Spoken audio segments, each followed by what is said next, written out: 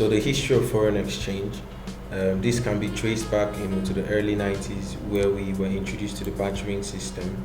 So the bartering system, you might know it as trade by barter. So you're basically exchanging goods and services, depending on the value that has been pegged on them. So if this particular good or service is deemed a fit, to be exchanged with something else, and then that exchange can go on, successfully.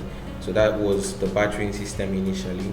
And then years or decades after that, the coinage system was introduced, where gold, silver, and other precious materials were introduced as a means of payment for both international, that's foreign transactions, and payment for goods and services among people.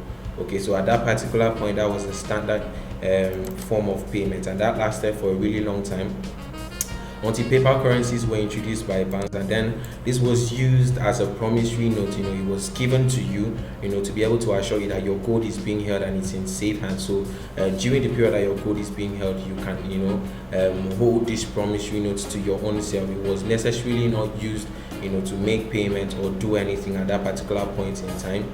And then when currencies were now backed, and then you could now use them to make payments, and they were not just promissory notes provided by the banks for holding your gold and silver.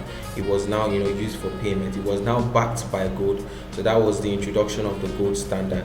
So at this particular point, for you to be able to spend a certain amount of US dollar or Great British pound or whatsoever country that was using the gold standard at the time, it was pegged to a US or a gold value. So that means that you cannot go over a certain thing, or that particular currency, the strength is being determined by the conversion value to gold. So for USD at the time, $35 was the value for 1 ounce of gold, which indicated that USD was really strong at the time. Okay, so this was after the Second World War. So IMF was then created, to be able to bring out monetary policies to help regularize currency pairs, and then help make international transactions better. And then they were able to come up with a rule that every single currency will now be pegged to the US dollar. So exchanges of a certain currency, maybe Great British pound, maybe the euro, maybe the Australian dollar, will be pegged against the USD dollar. So we can now convert the value to USD, which has since, or even up till now, right, has been the reason why USD has been one of the most relevant currencies in the world. Okay, and then US dollar was in turn pegged to gold, which is the gold standard that we talked about, and at the time it was equal to 35 USD per ounce of gold. Now the advantages of this was that it will help reduce inflations, right, and will help stabilize the currency. So if you understand that a certain amount of gold has to be available for the circulation of dollars, okay, so if we do not have up to this amount of gold, we can't send out this amount of dollars at the time, right? So that will help to reduce inflation. People can't go over a certain level of spending, the bank can't release a certain amount, right, and then the currencies will be stable. But the disadvantage of this was that we have only a finite amount of gold. So if we keep on printing or mining tons of gold every single year we are mining tons of gold, or every single month, to be able to meet up with the demand of people, right, we'll basically run out of gold. Okay, and as the demand for currencies grew more, we have more people, more interactions, more companies being created. The need for importation and exportation of goods, right, between countries, it grew a whole lot more because we have more people, right? At this particular point, the demand for exchanges, the demand for money was really high, and then we could not have enough gold to be able to feed that demand.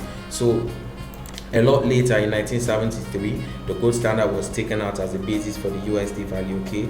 And then this is when the foreign exchange market was fully introduced. So currencies became over time free floating, okay? So that means that you can trade this currency against this other currency, which is, example is the currency pairs that you have, right?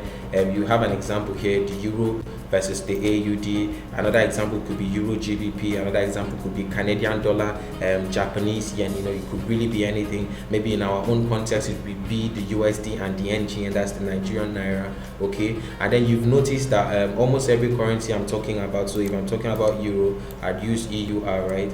Almost every single currency is being represented in 3 digits: Japanese yen, JPY, AUD, Australian dollar, GBP for Great British pound, USD for US dollar. That is how it's being quoted in the foreign exchange market. So you need to get used to that right now. So at that particular point, currencies became free floating, so you could trade this currency against this other currency. And then central banks of different countries started exchanging currency. So for example, Nigeria right now, naira will be exchanged with the USD, and then this was happening with almost all of the countries that were participating in foreign exchange at the time. And investors and individuals as well started speculating on price changes, what they feel will happen to price based on the fundamental data that they have, what they think is happening politically, or the changes that are happening in those countries, innovations, technologies, adoptions, and everything. People were able to speculate what will happen to a particular currency at whatever time, and then people were now making trades of these decisions. And at that particular point, a whole lot of people got interested, due to this reason. And then volume started kicking into the foreign exchange market. Companies were now trading, human beings were now trading, that's retail traders as well. And then we had banks trading as well, obviously.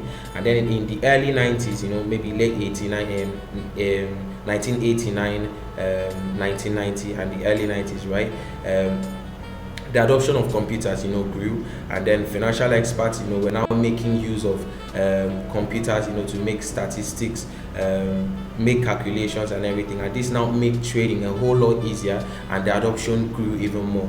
And then in 1994, a whole lot of currencies really adopted this, and were now printing out, or allowing their currencies to be floated in the general market to be traded against another currency. Okay, so this was now making the adoption even greater, right? Because there are now people from different currencies now interested to trade the currencies of their country against that of another country. Okay, and then by 2005, the market had grown, and we had $3 trillion in volume every single day. By 2019, $5 trillion, and right now we are sitting at $6 trillion daily volume every single day on an average.